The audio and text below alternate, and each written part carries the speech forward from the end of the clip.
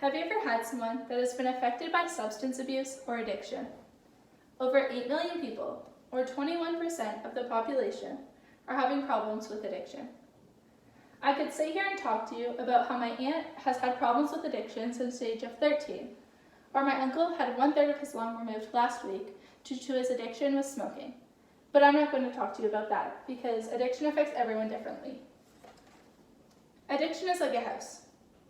You can see what the outside looks like, but never the inside until you're invited in. The foundation may be crumbling, but you will never know until it officially collapses. Indigenous communities already have a packed house.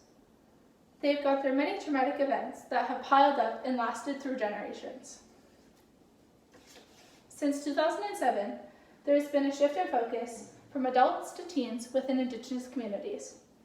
The Indigenous youth population is one of the fastest growing, and the youth are starting to get addicted younger, and it lasts into their adulthood. There was a study done with 610 Indigenous youth. 40 of them died within 11 years, and over half was due to an overdose. I'm sure most of you have heard about the different facilities available for treatment. There are many even within this area. But what would happen if there was none? This is the case for most communities. Indigenous people believe that working together as a family and community to help people is better than how the Western society does it, where we isolate people until they feel better. Indigenous people feel as though they can't reach out, as they would need to move away for treatment, and this would affect how their family is and their work life. There was an article written by Samantha Beatty. This lady was addicted to drugs, and she reached out for help for addiction. But within the downtown area of Toronto, there are only 2 facilities available for her to go to.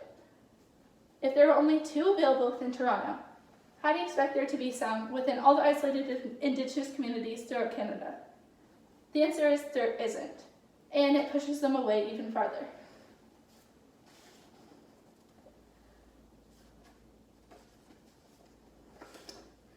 Many have heard of the drunken Indian stereotype.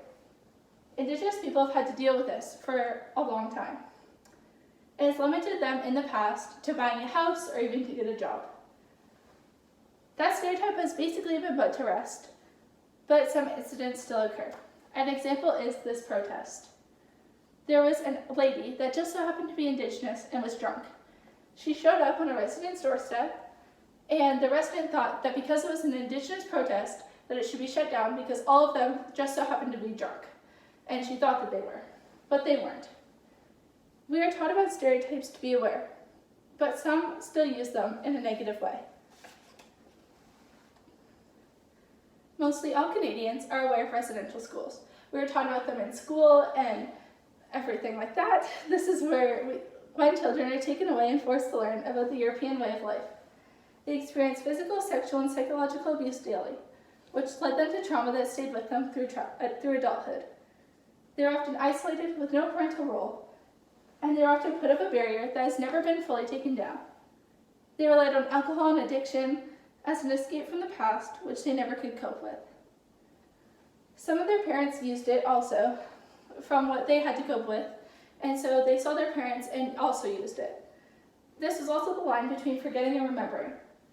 They would rather forget for a short period of time than have to remember and deal with it.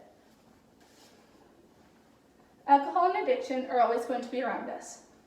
In order to help with this issue, Canada needs to act as a community, all together, as Indigenous people feel as though they aren't included. Every person that struggles with addiction has one thing in common. They all have gotten to the same point where they feel as though they need to rely on others to fix what they have broken on the inside. But the most important thing to remember is that if the roof of your house caves in, not just one person is going to fix it. There needs to be multiple. If everyone can work together, the roof that was once caved in will always be able to stand up again. Thank you.